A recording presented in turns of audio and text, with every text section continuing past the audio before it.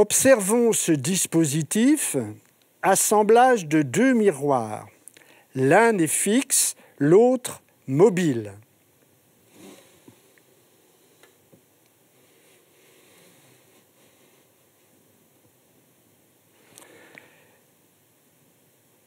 Un rapporteur permet de positionner avec précision le miroir mobile.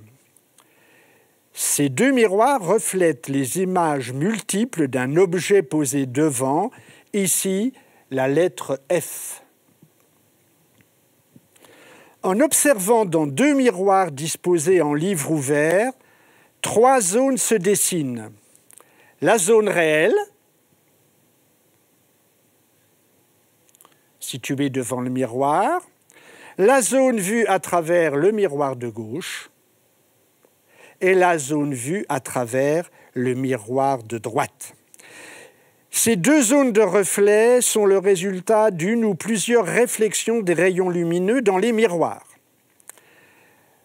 Remarquons que les secteurs d'ordre pair, par exemple, deuxième secteur vu dans le miroir de gauche, fait apparaître une lettre lisible. Ici, bien sûr, on la voit à l'envers. Il suffit de repositionner la lettre disposée dans la zone réelle pour faire apparaître dans ce secteur pair la lettre lisible. Alors que dans le premier secteur de reflet et dans le troisième secteur de reflet, secteur impair, quelle que soit l'orientation de la lettre dans la zone réelle, la lettre restera impossible à lire.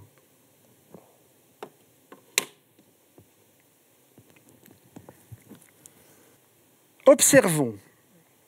Au raccordement de la ligne séparatrice entre le miroir de gauche et le miroir de droite, une partie de la zone vue dans le miroir de gauche vient se raccorder à l'autre partie de la zone vue dans le miroir de droite. Ce raccordement entre les deux zones n'est identique à la zone réelle que si l'angle entre les miroirs est un diviseur de 360 degrés. Par exemple, plaçons notre miroir mobile à 120 degrés sur notre rapporteur. Observons, 360 divisé par 120 égale 3. Nous avons donc trois zones qui apparaissent. La zone réelle face au miroir, une zone dans le miroir de gauche, une zone dans le miroir de droite, et ces trois zones sont identiques. En effet, la tarte jaune au centre du dispositif est partagée en trois parts égales. Nous pouvons essayer d'autres positions du miroir mobile. Passons de 120 degrés à 72 degrés. 72 degrés étant un quotient de 360 par 5. Nous avons donc, sur notre dispositif, 5 zones, une zone réelle et 4 zones de reflet apparaissant dans les miroirs. On peut remarquer ce qu'on disait tout à l'heure, c'est-à-dire que la lettre F, même si on la déplace en la faisant pivoter, n'est pas lisible dans la zone 1 de gauche, alors qu'elle va devenir lisible dans la zone 2 de reflet.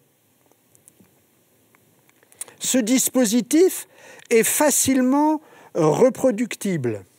En effet, il vous suffit de positionner deux miroirs reliés par du ruban adhésif et je vous propose cette expérience à réaliser chez vous, cette fois-ci en recherchant des lettres qui serait lisible quel que soit le secteur.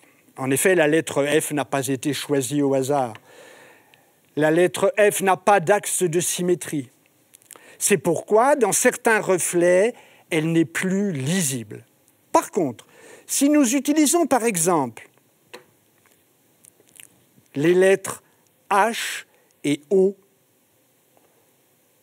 composant la molécule d'eau, la lettre H et la lettre O sont deux lettres qui possèdent deux axes de symétrie.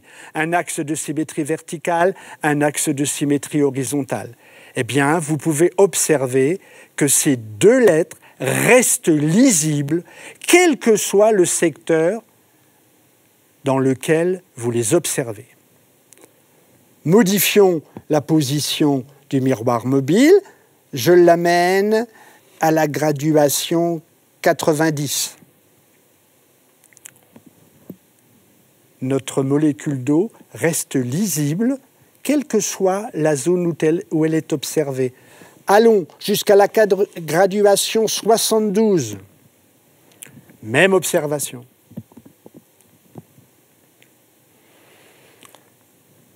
Un autre exemple à vous proposer,